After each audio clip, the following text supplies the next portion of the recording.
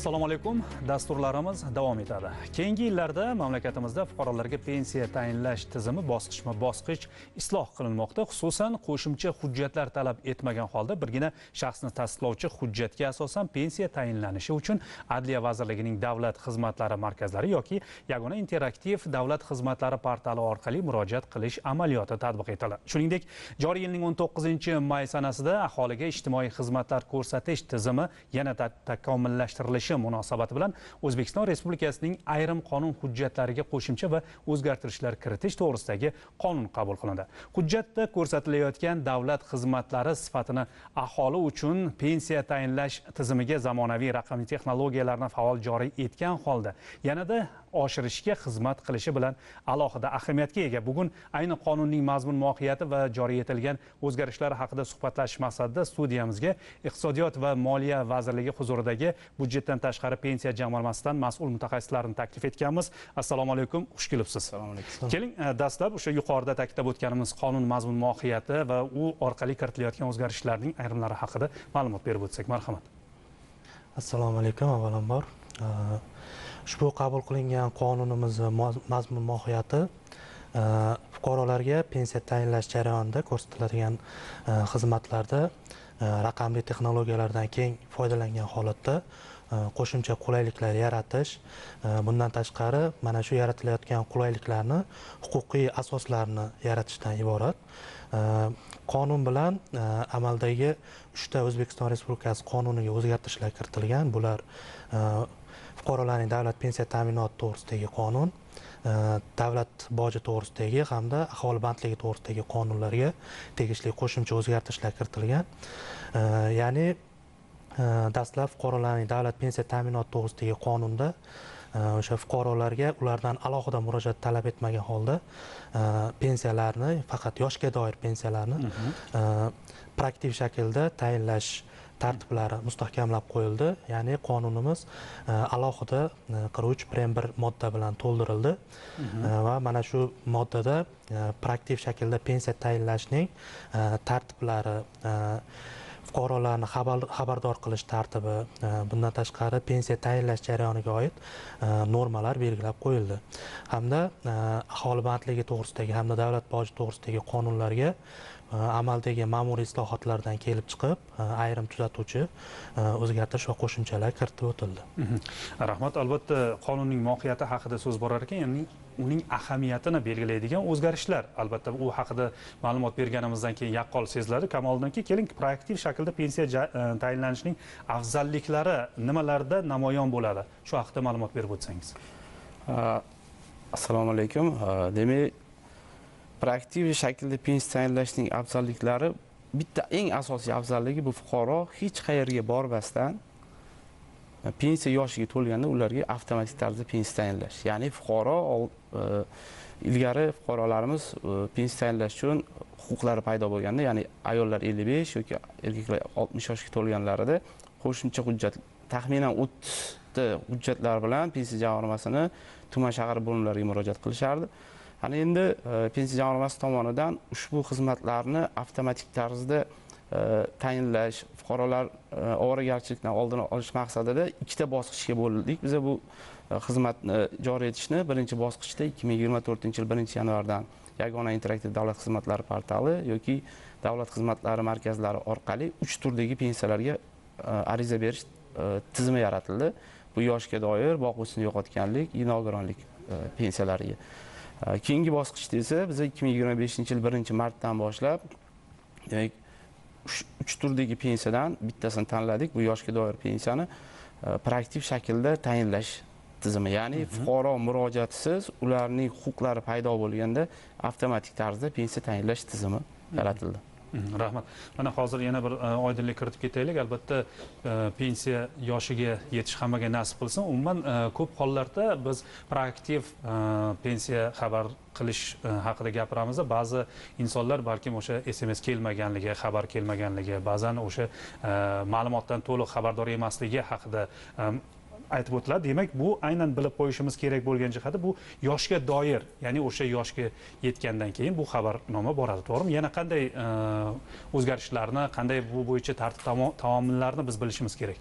Demak, tizimni umuman ishlash to'g'risida ozgincha ma'lumot berib o'tib ketmoqchiman. Demak, bu tizim qanaqa ishlaydi? Birinchi navbatda Davlat personallashtirish markazi har kuni bizga 55 yoshga to'lgan ayollar va 60 yoshga to'lgan erkaklar to'g'risidagi ma'lumotni elektron shaklda yuboradi. Ya'ni ro'yxatni bu yerda fuqaroning pasport ma'lumotlari mavjud. Kelib tushgan ma'lumotlarga asosan biz fuqaroning yashash manzilini aniqlash uchun pensiya dasturiy ta'minotida avtomatik tarzda Ichki ishlar vazirligining manzil axborot tizimiga elektron so'rovlar yuboradi va u yerdan fuqaroning yashash manzilini aniqlaydi. Ya'ni ro'yxatdan o'tgan, doimiy ro'yxatdan o'tgan yoki vaqtincha ro'yxatdan o'tgan manzillarni aniqlab, uni tegishli tuman shahar bo'lim pensiya jamg'armalariga, pensiya bo'limlariga tushirib beradi. Pensiya jamg'armasi xodimlari tomonidan ushbu fuqarolarga pensiya tayinlash bo'yicha qolgan ma'lumotlarni, ularning ish haqi, ish staji, oila tarkibi to'g'risidagi barcha ma'lumotlarni elektron shaklda qabul qilib va pensiya bir kunda tayinlab beriladi. Bunda fuqarolarga pensiya tayinlanganlik yoki tayinlanmaganlik to'g'risidagi xabarlar SMS tarzida yuboriladi. Qachonki fuqaroni nomiga rasmiylashtirilgan telefon raqam bo'lsa. Agar fuqaroning nomiga rasmiylashtirilgan telefon raqam bo'lmasa, u holda ularga ushbu ma'lumotlarni pochta bo'limlari orqali yetkazamiz. Bunda ham pensiya dasturiy ta'minoti pochta axborot tizimi bilan o'zaro integratsiya qilingan va ma'lumotlar elektron shaklda inson omili ishtirok etmagan holda yuboriladi. Pochta bo'limlari ushbu qabul qilingan ma'lumotlarni demak qog'ozga chop etib fuqarolarning yashash manziliga yetkazadi. Rahmat, aynan raqamlashtirishni mana yengillik tomonlarini ko'ryapmiz. Shu o'rinda mana ancha yillar oldin ishlagan tashkilotlar yopilib qolgan holatlar va umuman ulardan ma'lumot olish imkoniyatlari ham bo'lmay qolishi mumkin. Bu borada raqamlashtirish jarayonlari qanday tartib omillarni nazarda tutadi? Deylik, o'sha tashkilot yopilib ketgan, endi hujjat, ma'lumot kerak raqamlashtirishga. Albatta bu asos bo'lish kerak-ku. Avvalo savolingiz uchun rahmat. Shu o'rinda eslatib o'tib ketmoqchimiz biz fuqarolarimizga. Demak, fuqarolar bugungi kunda aytib o'tdik, demak proaktiv shaklda pensiya tayinlashni boshladik, lekin bunda albatta fuqarolarning elektron ma'lumotlari asosida pensiyasini miqdori hisoblanadi. Buning uchun nima qilish kerak? Buning uchun agar bugungi kunda fuqaro faoliyatini davom ettirayotgan bo'lsa, ya'ni ishlayotgan bo'lsa va uning ish staji to'g'risidagi ma'lumotlari oldingi davrlar kiritilmagan bo'lsa, o'zlari ishlab turgan o'sha ishxonaning kadrlar bo'limiga murojaat qilib, mehnat daftarchadagi barcha yozuvlarni raqamlashtirishni so'rab qolishlari kerak bo'ladi. Bunda raqamlashtirgandan so'ng ushbu kiritilgan ma'lumotlarni tasdiqlash tizimi ham yo'lga qo'yilgan. Ya'ni kadrlar tomonidan kiritiladi. O'sha ishlagan tashkiloti ushbu ma'lumotlarni tasdiqlab berishlari kerak bo'ladi. Agar fuqarolarimiz bugungi kunda faoliyatini yuritmaydi, ya'ni ishlamaydigan bo'lsa, u holda bandlik ko'maklash markazlariga borib, murojaat qilib, o'sha qo'llaridagi qog'oz shaklidagi mehnat daftarchalarini raqamlashtirishlari kerak bo'ladi va ushbu xizmat mutlaqo bepul. Rahmat, keling Lochinbek aka, umuman biz har bir sohani faoliyati, albatta uni kelajagini aynan huquqiy asosga ega bo'lsa, u belgilab beradi, to'g'rimi? Yana qanday o'zgarishlarni siz alohida qayd etgan bo'lasiz bu yo'nalishda? Qabul qilingan qonun bo'yicha fuqarolarga proaktiv shaklda pensiyalar, yoshga doir pensiyalarni tayinlash jarayonida proaktiv pensiya albatta tayinlangani yaxshi, lekin bu fuqaroning huquqini cheklanishiga olib kelmasligi kerak. Albatta qonunni Oliy Majlis palatalarida muhokama jarayonida ham deputatlarimiz, senatorlarimiz tomonidan ko'p shu savol berildi va biz qonunda mana shu proaktiv shaklda tayinlangan pensiyani agar fuqaro tayinlangan pensiya miqdoridan norozi bo'ladigan bo'lsa yoki bo'lmasam keyinchalik o'sha ishlab stajini ko'paytirgan holatda keyinchalik yoshga doir pensiyaga chiqish istagini bildirganda shu proaktiv shaklda tayinlangan pensiyani rad qilish huquqini ham saqlab qoldik qonunda va bunda fuqaro pensiya proaktiv shaklda pensiya tayinlanganligi haqidagi xabarnomani olgandan keyin 10 kun muddat ichida o'sha tegishli pensiya jamg'armasi bo'limiga yoki bo'lmasam davlat xizmatlari markazlari orqali murojaat qilgan holda proaktiv shaklda tayinlangan pensiyani rad qilishlari ham mumkin. Juda yaxshi. Ba'zan ko'p holatlarda raqamlashtirishni yaxshi tomonlari ko'pchilik mana bugun hayotimizda sezib boryapmiz, lekin aksariyat holatlarda o'sha tashkilot idoraga agar bir murojaat qiladigan bo'lsangiz, bu kompyuter inson omilisiz boshqariladi, imkoniyatimiz yo'q degan savollarni javob sifatida olishimiz mumkin-da savollarimizga. Demak, bu hozirgi o'zgartishlar bu albatta insonni o'zini agar ma'lumotlarni to'g'ri tarzda taqdim eta olsa, bu xabarnomada belgilangan summa deymiz yoki miqdorni o'zgartirish imkoniyati taqdim etiladi, to'g'rimi? Shunaqa. Keling, Kamoliddin, ko'p holatlarda biz bilamizki, mana ba'zi hamyurtlarimiz, ba'zi o'zimiz duch kelamizda, mana SMS xabarnoma olganligini olish uchun masalan yoshi o'tganda belgilangan kundan, lekin hali xabarnoma kelmagan. Ba'zi bir hujjatlarni to'plab yuribman degan xabarlarni ham ko'ramizda. O'zi umuman pensiya yoshiga yetgan insonlar qanday ma'lumotlarga ega bo'lish kerak bugun va aynan bu o'zgarishlardan voqif, ya'ni bahramand bo'lish uchun qanday yo'l tutish kerak bo'ladi? Demak, fuqarolarimiz pensiya yoshiga yaqinlashganlarida o'zlarining ma'lumotlari raqamlashgan yoki raqamlashmaganliklarini doimiy kuzatib borishlari talab etiladi. Buni qanaqa amalga oshirilsa bo'ladi? Buni ikkita deylik, mana avgust oyida aynan bir chislosida, sanasida uning tug'ilgan kuni bilan belgilanadi, yoshga to'ladi va 1 oy 2 oy oldin vaqt qolgan. 15-avgustda tug'ilgan kunlari, ya'ni 3 oy vaqt bor. Lekin ma'lumotlari raqamlashgan yoki raqamlashmaganligini bilishmaydi. Buni albatta kuzatib borish kerak. Raqamlashtirilishi kerakmi ma'lumotlar? Albatta raqamlashtirilishi kerak. O'shanda proaktiv shaklda fuqaroga pensiya tayinlanadi avtomatik tarzda. Buning uchun yagona interaktiv davlat xizmatlari portali bor yoki may.mehnat.uz demak bandlik vazirligini demak o'zini maxsus portali bor. O'sha portalga kirib One ID tizimidan ro'yxatdan o'tib o'zlarining ma'lumotlarini raqamlashgan yoki raqamlashmaganliklarini kuzatib borishlari mumkin bo'ladi. Kuzatish imkoniyati mavjud. Mavjud.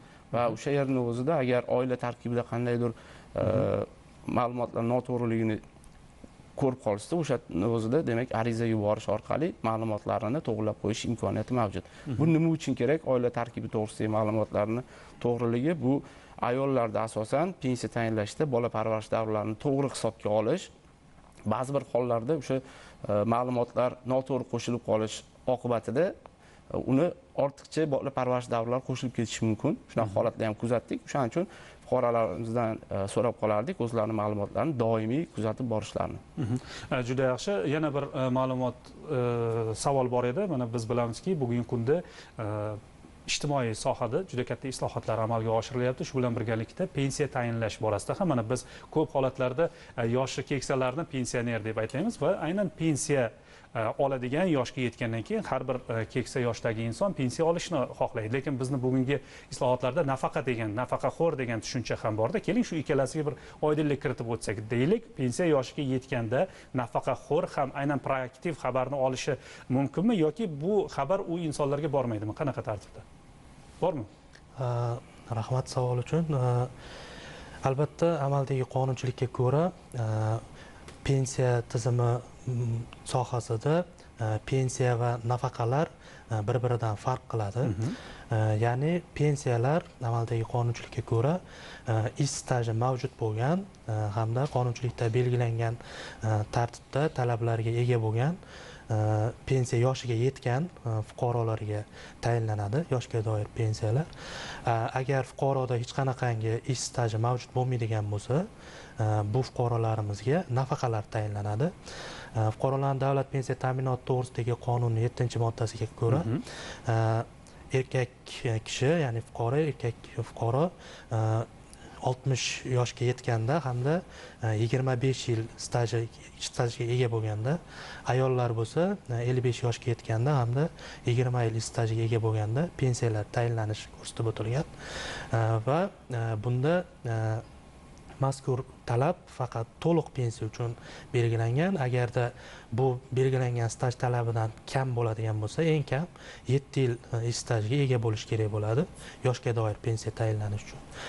Va fuqaroda staj bo'lmaydigan bo'lsa yoki o'sha 7 yil stajdan kam stajga ega bo'ladigan bo'lsa, 60 yoshdan ayollarga hamda 65 yoshdan erkaklarga nafaqalar tayinlanadi.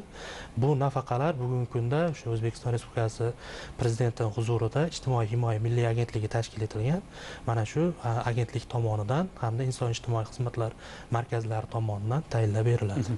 Rahmat. Kamoliddin aka, keling, mana ish staji haqida gap ochildi. Eng kamida 7 yillik staji deyildi. Umuman shu o'rinda bir ma'lumotga oydinlik kiritib o'tsangiz, ish staji qanday mehnat faoliyatidan shakllantiriladi? Bunda o'quv yillari yoki qanday qo'shimcha faoliyat turlari kiritiladi bunga? Shu bo'yicha ham ma'lumot berib o'tsangiz. Demak, ish stajiga o'sha qonunga asosan ularning o'qish davrlari, ya'ni talabalik davrlari, bunda oliy o'quv yurtlaridagi va kunduzgi ta'lim bo'lish talab etiladi va harbiy xizmat davrlari, bola parvarish davrlari kiradi ish stajiga. Hali aytib o'tganimizdek, eng kam 7 yil talab qilinadigan mehnat staji bu albatta ishlagan mehnat staji bo'lishi kerak. Ya'ni bu 7 yilga o'qish davri. Faqatgina oliy ma'lumotni olgan davri bu 7 yil agar bo'lmasa hisoblanmaydi. Kirmaydi. Faqat 7 yilda mehnat staji bo'lishi kerak. 7 yildan keyingi davrga esa o'sha o'qish davrlari, bola parvarish davrlari yoki bo'lmasa o'sha harbiy xizmat davrlarini qo'shib ketishimiz mumkin bo'ladi. Eng ko'p miqdori ham bormi belgilangan ish stajiga? Masalan, necha yillik? 20 yil, 25 yil? Miqdori yo'q. 25 yil talab etiladi erkak kishidan. Agar u 25 yildan ko'proq ishlaydigan bo'lsa, har bir yiliga pensiya hisoblash baza miqdorining 1% dan qo'shib beriladi.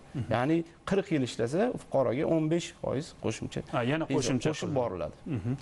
Juda yaxshi. Albatta bu o'zgarishlar aholimizni juda qiziqtiradigan savollar kabi, nima deydi, bu javobini kutyapti. Endi umuman bu yo'nalishda kelgusida qilinayotgan ishlar haqida ham ma'lumot bersak, marhamat.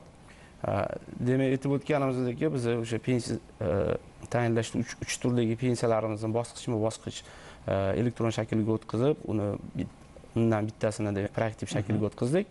Keyingi bosqichda esa endi nogironlik pensiyasini biz proaktiv shaklga o'tkazmoqchimiz. Ya'ni fuqaroga nogironlik belgilanishi bilan ularning qolgan ma'lumotlarini, ya'ni ish haqi, ish staji, oila tarkibi to'g'risidagi ma'lumotlarni shakllantirib, ularga avtomatik tarzda pensiya tayinlab berish tizimini yaratmoqchimiz. Qanday amalga oshiriladi? Bunda o'sha nogironlik belgilaganda ijtimoiy himoya milliy agentligi tomonidan o'sha fuqaroga nogironlik belgilanishi bilan ular bizga ushbu ma'lumotlarni elektron shaklda yuboradi. Qolgan ma'lumotlarni, uni manzilini, ish stajini, ish haqi yoki oila tarkibi to'g'risidagi ma'lumotlarni hammasini o'zimiz tegishli vazirlik idoralardan olib, ularga avtomatik tarzda pensiyani tayinlaymiz va ularga ham xuddi yoshga doirga o'xshab tayinlanganlik yoki rad etilganlik to'g'risidagi ma'lumotlar SMS yoki pochta orqali yetkaziladi.